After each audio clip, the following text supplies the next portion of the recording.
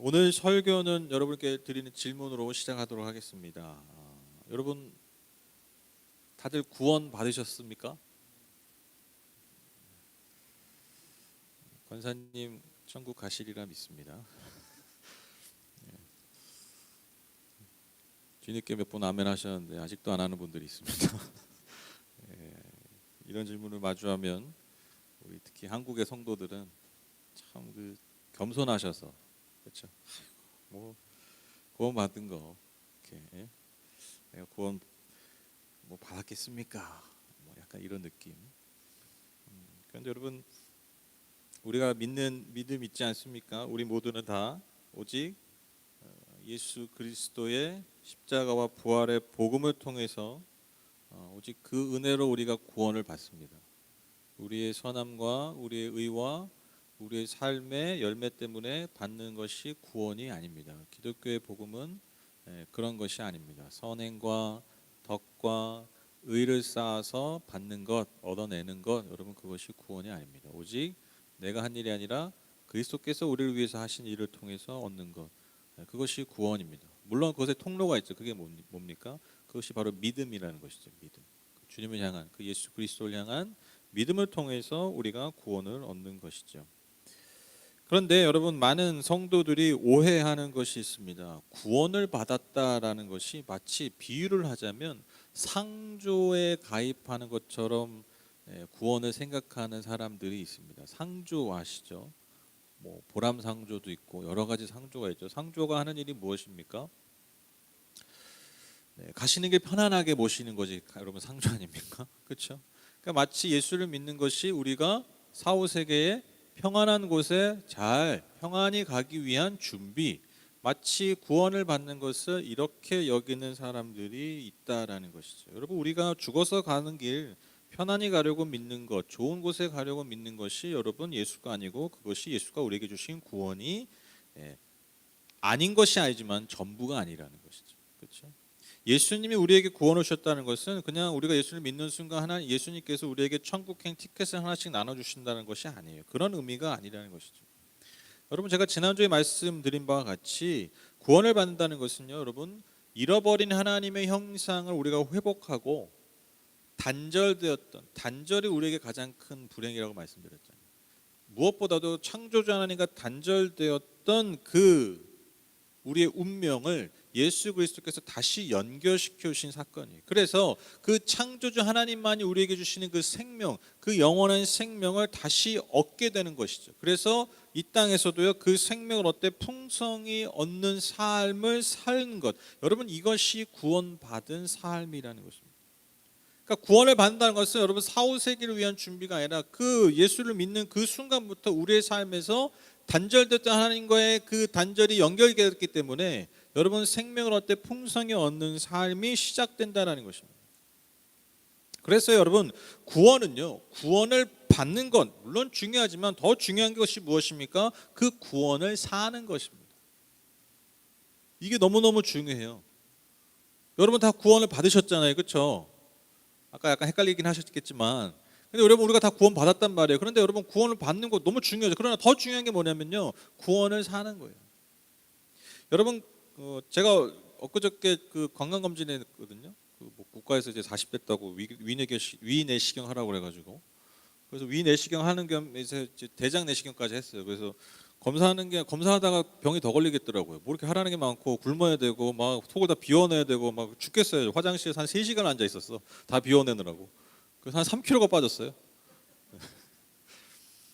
이거 막 검사 받다가 병이 걸려서 병원 입원하겠더라고.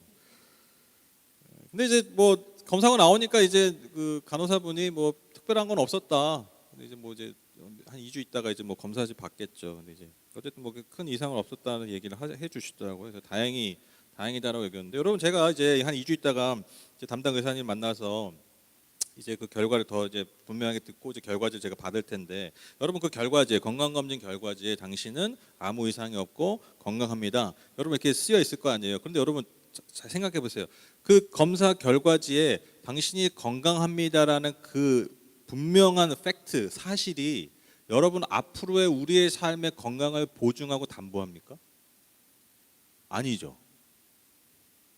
여러분 그 결과직, 내가 건강하다는 결과지의 그 분명한 사실이 결코 그 이후에 우리의 건강을 담보하고 확보하지 않아요.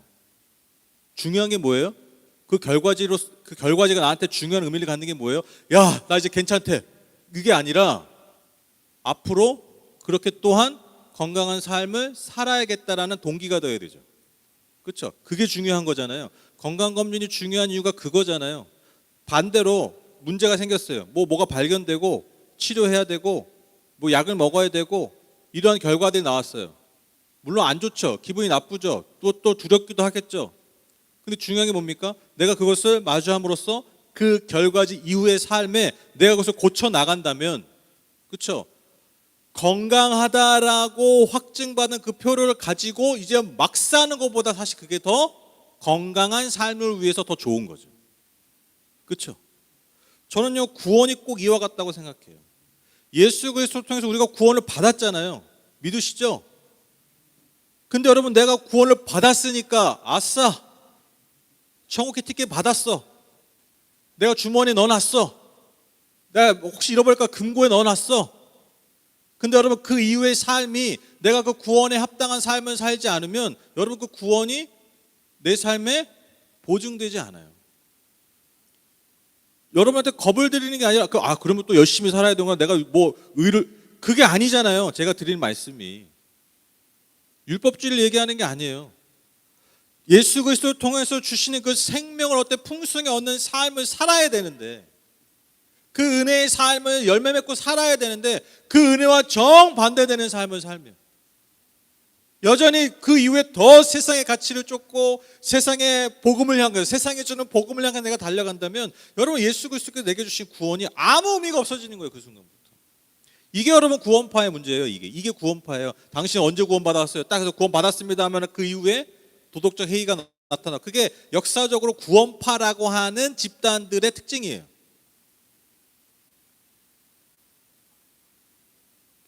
그래서 여러분, 구원을 받는 것이, 다시 말씀드립니다, 구원을 받는 것이 너무 중요하지만 더 중요한 것은 그 구원받은 하나님의 자녀답게 우리가 삶을 사는 것입니다. 그리고 자녀답지 않은 삶은 하나씩 덜어내는 거예요. 아까 제가 말씀드렸죠. 뭐가 발견됐으면 이제는 그것과 상관없는 것 삶을 살아야 되잖아요. 그것을 내가 덜어내야 되잖아요. 로마서 12장 1절 2절 말씀, 형제자매 여러분, 그러므로 나는 하나님의 자비하심을 힘입어 여러분에게 권합니다. 여러분의 몸을 하나님께서 기뻐하실 거룩한 산 제물로 드리십시오. 이것이 여러분이 드릴 합당한 예배입니다. 여러분이 이 시대의 풍조를 본받지 말고 마음을 새롭게 함으로 변화를 받아서 하나님의 선하시고 기뻐하시고 완전하신 뜻이 무엇인지를 분별하도록 하십시오. 이처럼 여러분, 구원은요 반드시 변화를 수반합니다.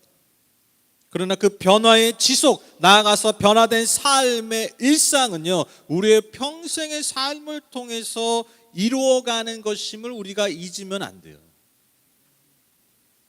그러니까 여러분, 이것이 여러분 구원받은 자의 축복이라는 거죠. 생명을 풍성히 얻는 삶의 비결이라는 것입니다. 그러면 이러한 변화와 회복의 삶, 즉 생명을 풍성히 얻는 삶을 우리가 어떻게 살아갈 수 있을까? 어떻게 즉 지속할 수 있을까? 제가 오늘 두 가지를 그 방법을 좀 여러분에게 전하고 싶은데요. 첫 번째로, 구원을 살고 또 막 구원이 보증이 안 된다니까 또 막 열심히 뭘 해야 되는구나, 막 이렇게 생각할 수 있잖아요. 또 레위기부터 봐야 되나, 또 뭐 돼지고기 먹으면 안 돼, 막 이런 생각하지 마시고, 여러분 정말 중요한 게 뭐냐면, 그러니까 정말 내가 복음을 살고 구원을 사는 거에 가장 핵심이 뭐냐면 여러분, 은혜에 반응하는 삶. 이게 너무너무 중요합니다. 김이 빠지실 수 있겠지만 은혜에 반응하는 삶을 사셔야 돼요. 여러분, 제가 아까 말씀드렸잖아요. 뭐 세상의 가치, 세상의 복음에 따라 사는 삶가 아니라 내가 예수 그리스도의 복음에 반응하는 삶을 살아야 돼. 이게 여러분 뭐 세상의 그런 도덕적, 그러니까 그런 뭐 세상의 물질주의 이런 거 추구하지 말고 뭐 예수님이 막 하신 뭐 그런 뭐 어떤 우리에게 주신 그런 도덕적 가치들을 우리가 쫓아간다. 여러분, 그러니까 여기에 초점을 맞추면 이게 율법주의가 되는 거예요. 이게 바리새인이 되는 거예요.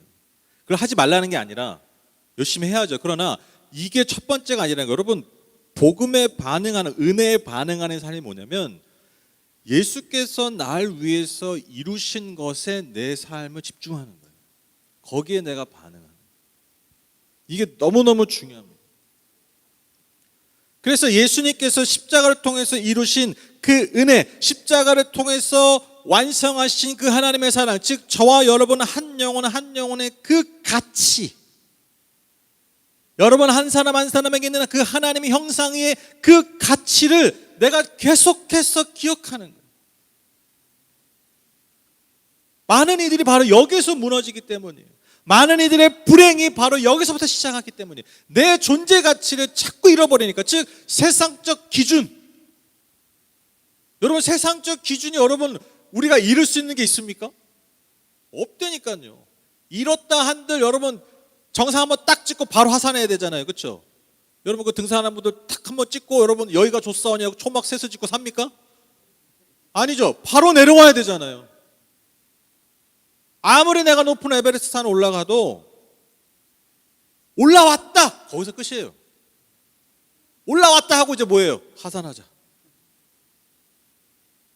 거기서 그 정점을 찍었을 때 그 얼마나 기쁘겠어요. 그렇죠? 여러분 등산해 보시면 알겠지만 정점을 딱 찍으면 너무 기쁘잖아요. 좋잖아요. 그런데 여러분 그 기분이 계속해서 유지될 수 없잖아요. 그 아무리 그 꼭대기에 있어도, 그러니까 계속 있어도, 거기에 심지어 초막새도 찍고 살아도 내가 처음 딱 올라왔을 때 그 기분이 유지되지가 않잖아요. 무슨 생각 들어요? 빨리 내려가고 싶죠. 불편하죠. 또 다른 산이 보이죠. 또 다른 산을 뭐 산이 있으니까 저는 산에 갑니다. 뭐 이런 얘기 유명한 말이 있는데 산이 거기 있어서 갑니다. 절대로 만족할 수 없다는. 그러니까 여러분 세상적 기준에 여러분 우리가 반응하기 시작하면요 생명의 삶을 살 수가 없어요. 그래서 여러분 우리가 은혜에 집중한다는 게 뭐냐면, 이게 구체적으로 말씀을 드리면 은혜에 반응하고 은혜에 집중하는 시간을 여러분 꼭 가지셔야 돼요. 그게 뭐 30분, 1시간 일을 할지라도. 그래서 여러분 그 건강한 삶을 위해서 많은 전문가들이 제안하는 게 뭐냐면 뭐라고 얘기해요? 보통 하루에 최소한 30분이라도 운동해라 그런 얘기 하잖아요. 30분 좀 약간 땀이 날 정도로 조깅, 뭐 빠르게 걷기를 하거나 조깅을 하거나, 이것만 해도 건강이 좋아진다 그러잖아요. 여러분 심지어 당뇨 있는 분들이요, 이렇게 좀 당이 몸에 있는 분들이 식후에 1시간 반 안에 5분 10분만 걸어도요 혈당이 떨어진대요. 뭐 대단히 막 밥을 먹고 나서 막 머리 띠 두른 다음에 막 온 동네를 뛰어다니지 않아도 말 그대로 밥 먹고 뭐 이렇게 잠깐 동네 한 5분 10분만 걸어도 여러분 혈당이 떨어진다. 최소한 그거라도 하라는 거예요. 여러분 그리고 정신적인 질병 있는 사람들도 상담할 때 많은 전문가들이 이런 걸 제안한다는 거예요. 그런 상처 아픔들을 알지만 그 상처 아픔에 함몰되지 말고 그 상처와 반대되는 생각과 이미지들을 생각하라. 그러니까 그런 시간을 가지라고 해요. 네, 명상을 하거나 그런 시간을 가지면 굉장히 많이, 그러니까 집중하는 시간을 가지라는 거예요. 좋은 것에 내 삶의 일상에서 내 삶을 바꿀 수 있는 좋은 것에 조금이라도 집중할 수 있는 시간을 가지라는 거예요. 몸이든 정신이든. 여러분 내가 건강하기 위해서 여러분 24시간 중에 한 20시간을 뛰어야 되는 게 아니에요. 내 몸이 건강하기 위해서, 여러분 한번 잘 생각해 보세요. 내 삶이 건강하기 위해서 24시간 중에 30분만 내가 내 몸을 위해 집중하면요 내가 건강해진다니까요.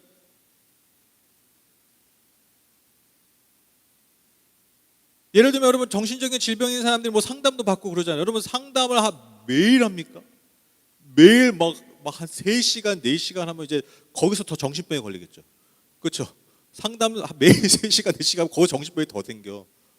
한번 하고 순간순간 좋은 생각들로 제안받은 그 상담받은 제안들을 내가 삶에서 조금만 집중해서 실천하면요 여러분 건강해지는 거예요. 여러분 영적인 건강, 생명의 삶도 여기 있다는 거죠. 우리가 이 땅을 발딛고 사는 모든 순간에 여러분 그냥 가만히 내두면요 우리는 은혜에 벗어난 삶을 살 수밖에 없어요. 그냥 우리가 예배당 나가자마자 비교당하잖아요. 예배당 나가자마자 여러분 세상의 가치에 여러분 노출되잖아요. 아무리 내가 깨끗이 씻어도, 아무리 내가 정말 몸에 때를 다 벗겨내도, 여러분 하루만 내가 밖에 나가 생활하면 손 씻고 발 닦고 구정물을 보내야 되잖아요. 똑같아요, 여러분. 그러니까 그런 시간, 내가 하나님께서 내게 주신 은혜, 내게 주신 그 사랑, 그 십자가의 가치를 내가 생각하고 집중하는 시간을 가져야 된다. 너무너무 중요합니다. 그래서 여러분 묵상하는 거, 여러분 말씀을 묵상하는 거, 또 기도하는 거. 여러분 일반 정신과 의사들이 명상 이런 거 막 얘기 많이 하거든요. 그래서 막 명상 어떻게? 우리 이미 다 하고 있어. 우리 큐티 하잖아요. 우리 기도회 하잖아요. 여러분 그게 묵상이고 그게 명상이에요. 우리 이미, 그러니까 여러분 교회 예배 안에 이미 영혼의 전 인격의 건강을 위한 툴들이 이미 다 있어요. 이미 수천 년 동안 우리는 해왔어. 여러분 그래서 교회가 안 없어지는 겁니다. 그래서 교회 공동체가 안 없어요. 왜? 이미 그 인간의 본질을 알아요. 인간이 무엇이 필요한 거 알아요. 공동체가 필요하고 그 공동체에서 뭘 해야, 뭐에 집중하는 시간을 가져야 우리가 이 땅에서 잘 살 수 있는, 이미 여러분 수천 년 동안 그렇게 해요. 임상이 그렇게 된 거예요. 그러니까 여러분 그래서 교회 공동체는 안 없어져요. 아무리 교회가 욕을 먹고 아무리 교회가 뭐 사건을 쳐도 여러분 수천 년 동안 이 시스템이 유지되는 건요 다 이유가 있는 거예요. 왜? 인간이 자꾸 모이니까. 왜 모이겠어요? 인간의 결핍을 여기서 채움받기 때문에. 그러니까 여러분 현대적인 의학이나 현대적인 과학에서 제한하는, 우리 인간의 건강을 제한하는 것들이, 여러분 특히 정신적인 건강 제한하는 것보다 우리 이미 다 하고 있어요. 다 말씀을 통해서 은혜에 노출되고, 우리 자신을 드러내고, 우리 자신 연약함을 직면하고 회개하고 막 이런 거 있잖아요. 우리 막 나 죽일러, 이게 아니라 나 자신 직면하는 시간이잖아요. 여러분 어디서 나 자신을 직면해요? 여러분 세상 나가서 어디서 세상 나가면 다 뭐예요? 나를 포장하지, 나를 과장하지. 나를 직면하는 데가 어디 있어요? 그러니까 우리 이미 다 하고 있었어요. 다 하고 있었어요. 제대로 안 할 뿐이지. 제대로만 하면.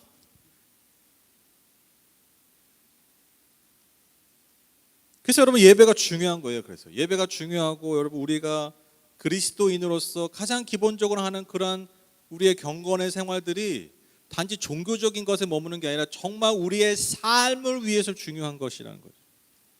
그래서 여러분 제가 정말 때로는 지겨울 정도로 하나님의 사랑과 하나님의 은혜와 복음의 가치와 그 복음의 능력을 반복하는 이유가 있어요. 뭐 맨날 뻔한 얘기가 아니라 늘 뻔하게 우리가 잊어버리고 살기 때문이에요. 우리가 예배당을 나가는 순간 너무나 뻔하게 당하고 살기 때문에. 뻔한 얘기 같지만 우리가 다시 집중해야 되고 다시 반응해야 되는 게 뭡니까? 하나님의 은혜라는 거죠.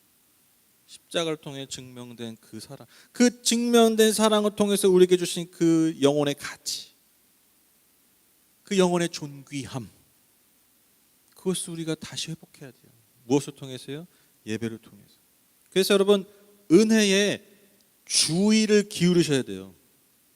은혜 너무 식상한 말이잖아요. 하나님의 사랑 너무 식상하잖아요. 복음 너무 식상하잖아요. 그런데 우리의 삶에서 최소 30분은 그 은혜의 그 복음에 주의를 기울이는 시간을 가지셔야 돼요. 너무 중요한 겁니다, 진짜. 복음을 통해서 내 존재의 가치와 의미를 발견하는 시간에 우리의 삶에 주의를 기울여야 돼요. 그냥 뻔한 얘기, 내가 수십 년 동안 들었던 얘기가 아니라 수십 년 동안 그렇게 해도 안 되니까. 그래서 여러분 저는 이 예배가 너무너무 소중해요. 저는 매주 설교를 준비할 때마다 정말 매주 어떻게 설교를 하면, 어떻게 말씀을 전하면, 어떻게 예배를 하면, 어떻게 찬양을 하면 우리 성도님들 한 사람 한 사람 향한 하나님의 사랑을 전할 수 있을까?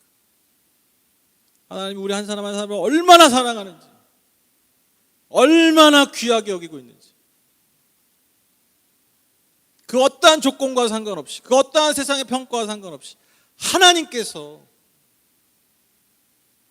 우리 성도님들 한 분 한 분을 얼마나 사랑하고 존귀하게 여기시는지 이걸 어떻게 하면 잘 전할 수 있을까? 제가 청소년부 예배 때도 항상 이 얘기해요. 내가 존재한 이유가 내가 이 예배 진짜 짧은 시간인데 예배 30분도 안 드려요. 요즘 애들 보는 틱톡 같아요. 쇼츠 알죠? 영상 한 30분 끝나는 거. 예배가 약간 그런 느낌이야. 30분에 끝나요. 설교 한 10분 하나. 제가 아이들한테 맨날 하는 얘기가 예배하기 전에 기도하는 내용 맨날 이거예요. 하나님 이 예배를 통해서 짧은 시간이죠. 하나님께서 우리 아이들을 얼마나 사랑하시는지, 우리 아이들이 얼마나 하나님 존귀하고 얼마나 가치 있는 존재들인지 하나님 우리 아이들이 알게 해주십시오.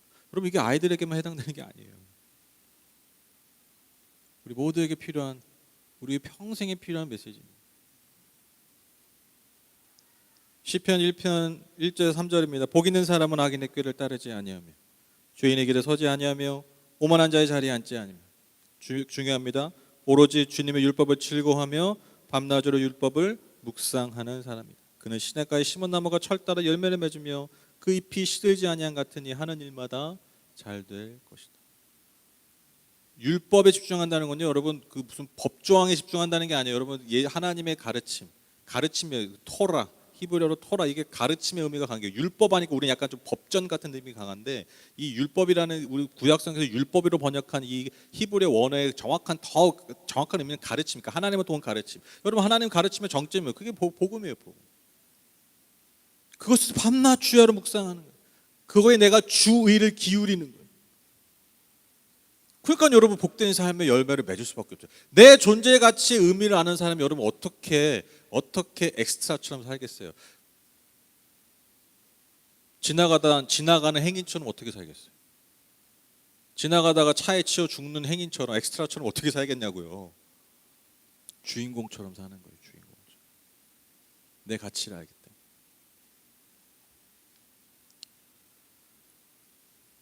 여러분 은혜의 주의를 기울이는 시간을 꼭 가지십시오.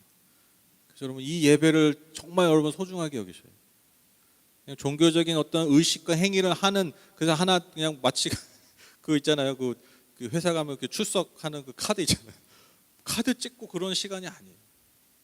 정말 우리 영혼에 얼마나 귀하고 가치 있는 시간인지 모릅니다. 그리고 여러분 삶의 자리에서 여러분 은혜의 주의를 기울이는 시간을 가지십시오. 저도 그래요. 저도 살다 보면 뭐가 내 마음대로 되지 않고 뭐가 내 뜻대로 되지 않고 그럴 때 있잖아요. 그러면 딱 여러분 당연히 그런 딱 되면 뭘 하기 시작합니까? 나를 비하하기 시작합니다. 나를 정죄하기 시작합니다. 본능이에요. 본능. 인간의 본능이잖아요. 그렇죠? 근데 여러분 그럴 때마다 제가 생각 다시 바꿔요. 아니야. 하나님 나 그렇게 생각하시지 않아요. 하나님이 나는 그렇게 생각하지 않으셔. 나는 그렇게 나를 생각할 수 있어도 하나님 나를 그렇게 생각하지 않으셔. 여러분 그렇게 저를 다시 지키는 거예요. 다시 일어날 힘을 얻습니다. 두 번째로 여러분 우리가 구원받은 삶으로 살기 위해서는요. 두 번째로 공동체라는 가치에 여러분 우리의 삶을 헌신해야 됩니다. 공동체의 가치, 공동체라는 가치에 우리의 삶을 모아야 됩니다. 여러분 앞서 말한 제가 뭐 묵상하고 기도하고 예배하는 게 여러분 이게 개인이 되는 겁니까? 개인이 하실 수 있어요? 제가 이걸 개인이 하겠다고 뛰어든 사람 중에 제대로 하는 사람은 제가 본 적이 없어요. 본 적 있으면 저한테 연락 주세요. 제가 뭐 상품권 하나 드릴게요. 본 적이 없어요. 교회 마음에 안 들어 그래서 내가 예수님 내가 따로 믿겠다. 내가 직통으로 믿겠다. 네. 잘하고 계신 분 찾으시면 연락 주세요. 정 궁금하시면 여러분 한번 해보세요. 그게 되나? 안 돼요. 절대로 안 돼요. 절대. 공동체가 아니면요 은혜의 주의를 기울일 수 있는 삶의 이 방식을 여러분 우리가 체득할 수가 없어요. 여러분 그 얼마 전에 성경 통독했잖아요. 성경 통독 아시죠? 성경 통독할 때 끝나고 나서 거의 하신 얘기가 뭐냐면 나 혼자는 못해요. 같이 읽으니까 카톡방에 맨날 올리고 하니까 서로 자극을 주고 서로 묵상을 나눔을 하고 또 서로 감시를 하고 그렇죠? 하니까 읽는 거예요. 누가 보는 이 없고 누가 평가하는 이 없어. 여러분 내가 그거 하겠어요? 안 해. 미뤄. 같이 하니까 하는 거예요.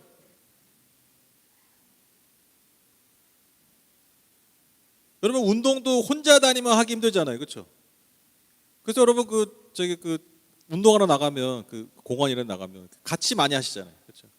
혼자 하기 진짜 힘들어요. 그러니까 지속하기 힘든다는 거예요. 지속성의 힘이 약하다라는 거예요. 근데 여러분 삶이라는 게 어느 순간 잘한다고 되는 게 아니잖아요. 좋은 것은 언제나 지속성을 가져야 된다는 것이죠. 그래서 여러분 우리의 연약함을 위해서 여러분 우리가 반드시 필요한 게 뭐냐면 공동체라는 것이죠. 그래서 여러분 변화는요, 그러니까 변화된다는 건요 언제나 상호적이에요.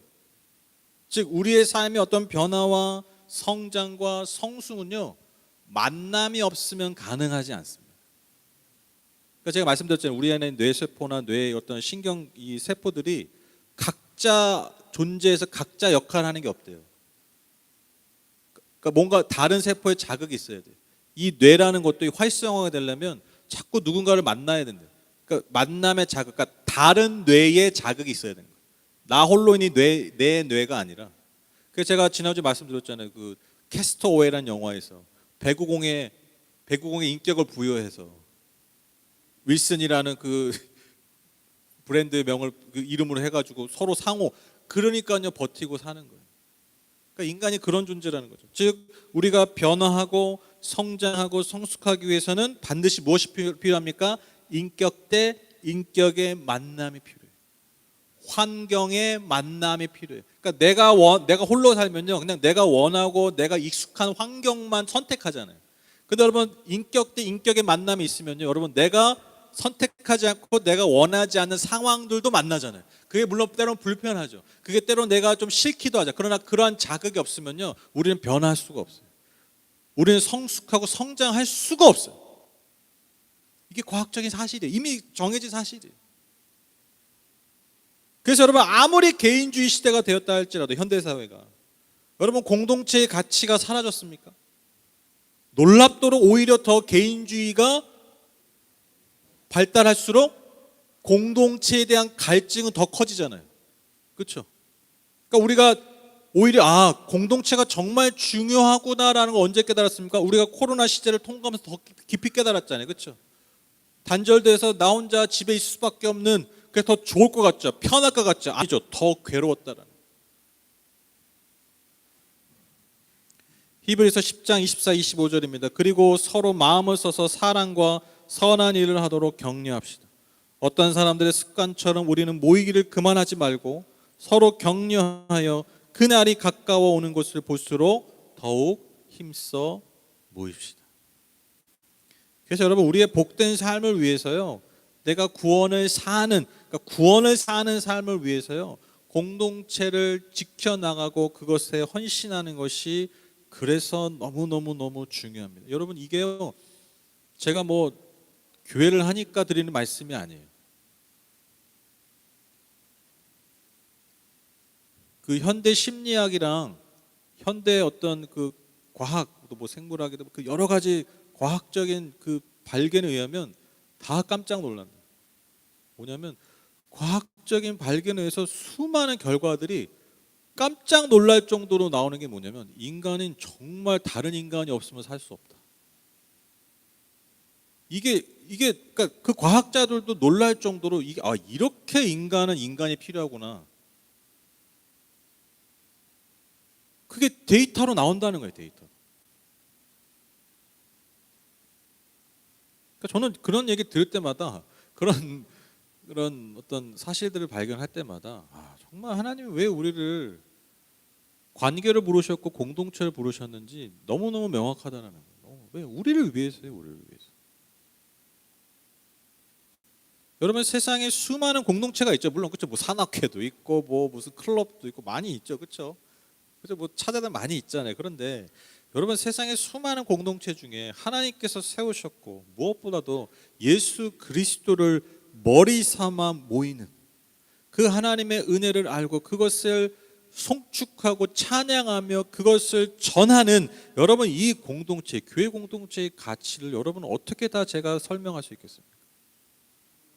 내가 정말 복음을 믿는 자라면 여러분 교회 공동체의 가치를 여러분 어떻게 다른 공동체와 비교할 수 있겠습니까? 그 가치가 없다는 게 절대 아닙니다. 여러분 산악회 등산에 가치가 없다는 거 아니에요.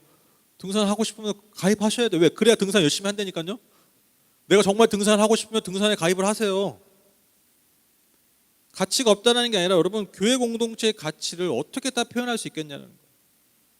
영원한 생명과 참된 복의 통로가 되는 교회 공동체에 우리의 삶을 드리는 것이 여러분 얼마나 우리의 삶에서 사실 실제적인 유익인지 여러분 우리가 깊이 깨달았기를 간절히 소망합니다. 그래서 이 공동체를 너무너무 지키고 싶어요. 그래서 저는 저희 자녀들이랑 또 저희 다음 세대들 있잖아요. 저 아이들 있잖아요. 여러분 저 아이들한테 여러분 어떤 유산을 물려주실 거예요?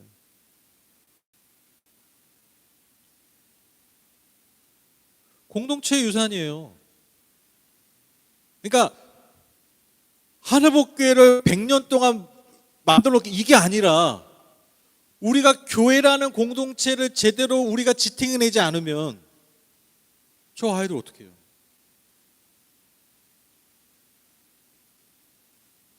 저 아이들이 어떤 공동체에 기대고 살겠어요? 어떤 공동체를 통해서 여러분 예수 그리스도를 알겠어요? 그러니까 공동체가 무너지니까요 세대가 무너지잖아요. 그렇죠? 교회들이 막 무너지니까 여러분 아시죠? 지금 10대 10대 이하 애들이요 거의 옛날 우리 선교할 때예요. 복음화율이 뭐 3%? 엄청 심각합니다. 이제 진짜 다시 전도해야 돼. 아니 전도가 아니라 선교해야 돼요. 선교지가 됐어요. 지금 10대 이하는요 이제 선교지가 됐어요. 지금은 전도라고 하지만 대한민국 여러분 젊은 세대는 이제 선교지 됐습니다. 이게 단지 뭐 예수를 믿고 안 믿고 이걸 떠나서 공동체가 없는 거예요. 공동체. 앞으로 더 어떻게 할 거냐고. 저는 저희 아이들에게 우리 교회에 있는 아이들에게 정말 하나를 물려줘야 된다. 뭐 유산 뭐 물려줄래? 그러면 저는 하나님 정말 저 아이들이 저 세대들이 그리스도를 알고 그리스도를 경험하고 그리스도를 나눌 수 있는 하나님 공동체를 저 아이들에게 주십시오. 그거면 된다니까요.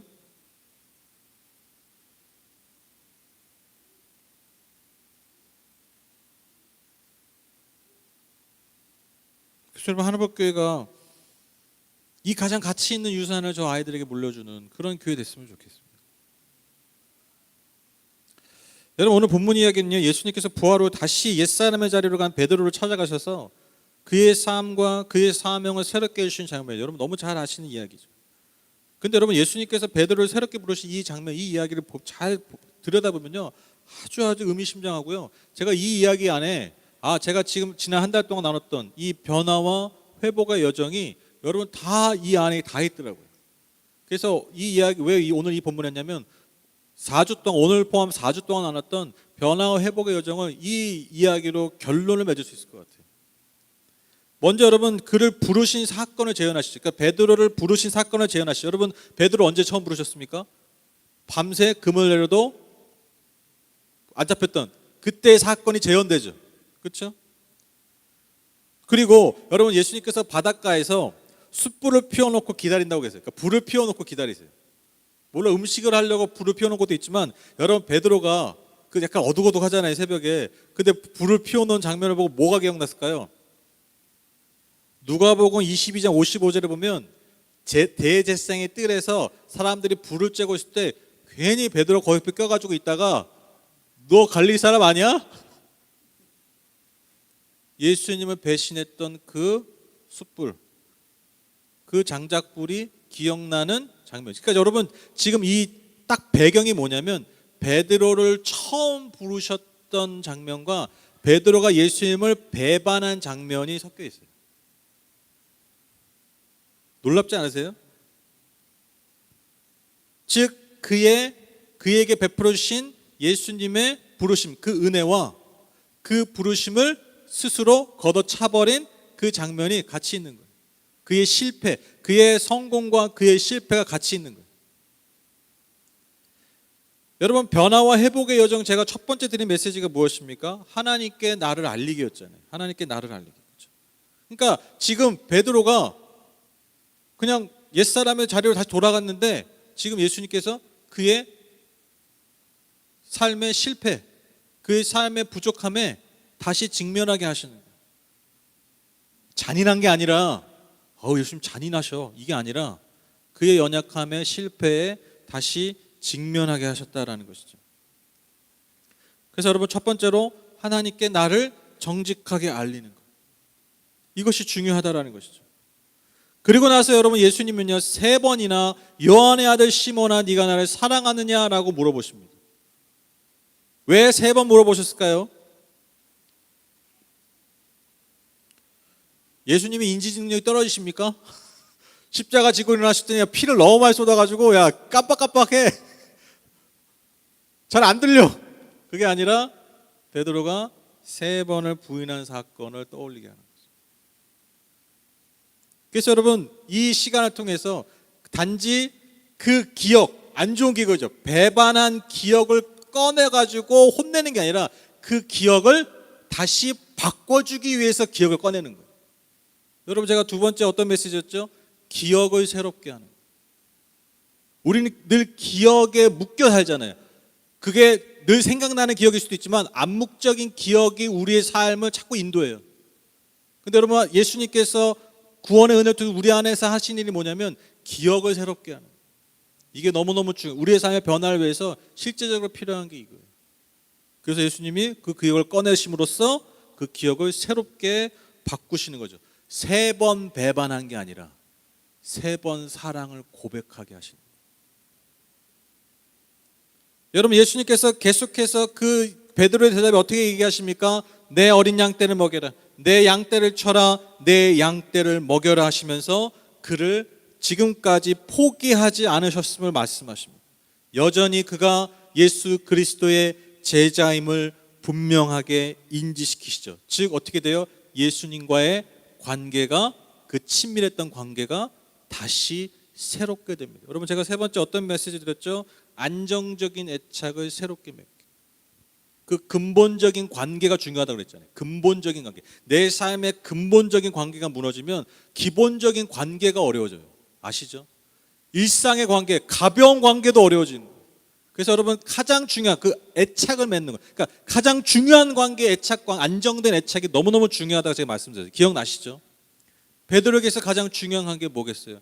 예수님과의 관계죠. 내 양떼를 먹여라, 내 양떼를 쳐라, 다시 내 양떼를 먹여라. 완전히 무너졌던 그 안정적인 애착, 배신, 자기가 무너뜨려 버렸잖아요.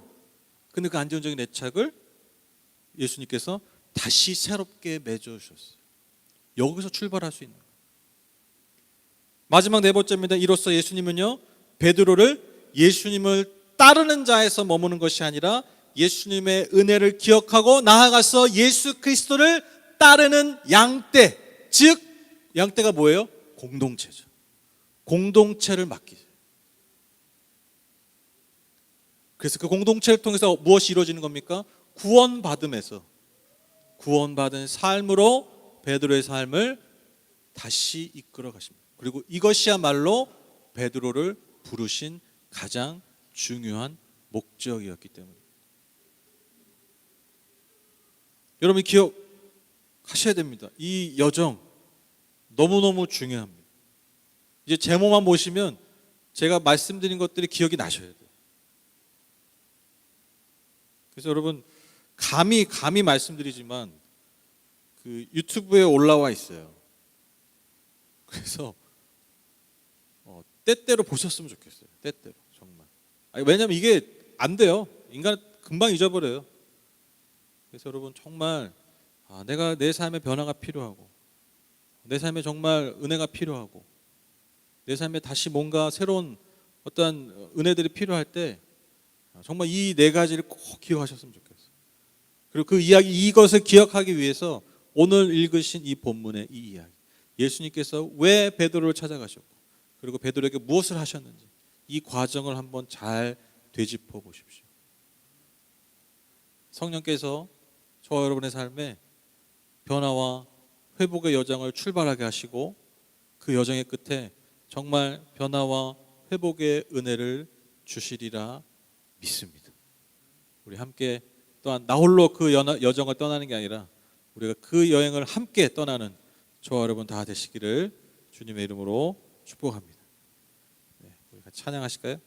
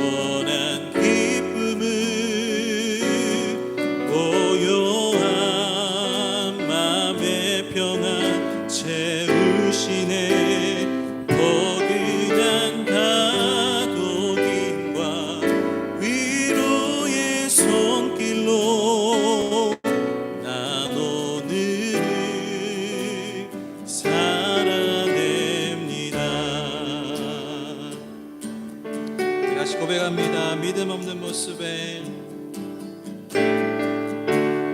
믿음 없는 모습에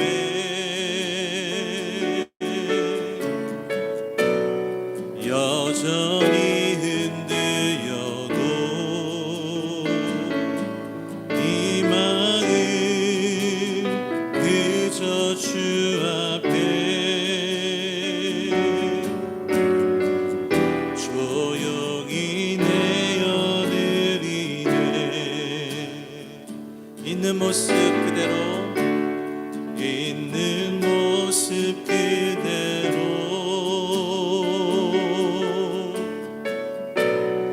이미 품으신 주님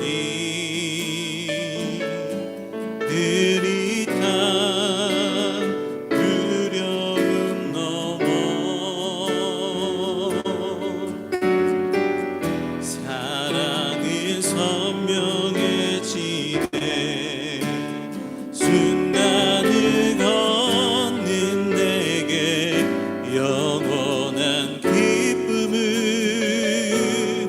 고요한 맘의 평안 채우시네.